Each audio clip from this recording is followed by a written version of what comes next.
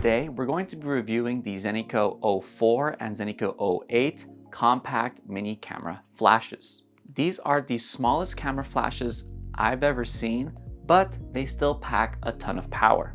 I agreed to test these out from Zeniko because as much as I love my V1 Pro, it's just a little too big and cumbersome for everyday carry. But these Zenikos, on the other hand, are so small you barely even notice it on your camera. So let's start by breaking down what you get with these flashes. Both these flashes come with their own carrying case, with the ZF08, which is the larger flash, coming in with more of a hard shell zipper case, while the smaller ZF04 comes in its own sort of drawstring loose bag.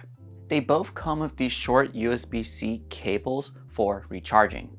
And lastly, you get a user manual, which I no longer have on me because these things are super easy to use. Let me show you exactly how easy it is. First thing you want to do when you get these is actually charge them to full. That is exactly what the manual recommends you do. When charging from completely 0%, they take roughly 4 hours, but luckily they come mostly charged and ended up being like maybe an hour to get to full.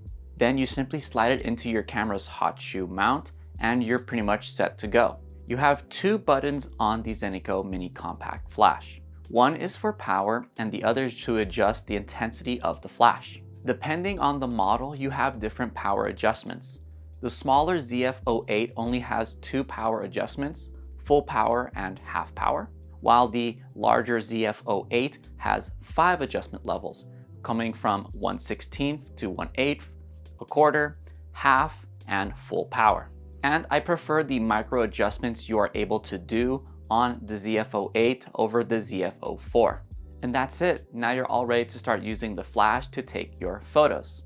The flashes also have a relatively quick recycle time with just under 3 seconds when using it at full power, but much quicker if you're using the smaller power modes. You'll know the flash is recycling when the lights turn red between you taking photos. Once it's done, the lights will turn back green and you can take another photo with the flash on. When firing at full power, the ZF08 can take up to 440 shots on a single charge, while the ZF04 can do up to 372 photos at full power on a single charge.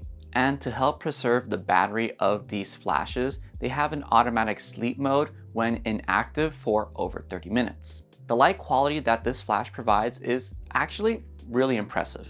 It doesn't have any noticeable weird color casts, and it seems to produce colors very accurately. The biggest qualm I have with this flash is that it seems like it doesn't work well if you have a pretty large lens on the camera body. I started to notice I got this weird shadow in a lot of my photos and I couldn't figure out why for the very longest time.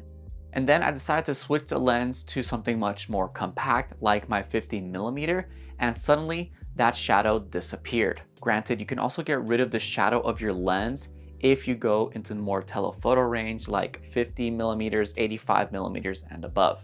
And of course, if you have very compact short lenses, this may not be an issue for you, but for me, with all of my zoom lenses being very large, it was something that was causing a lot of issues in my photos.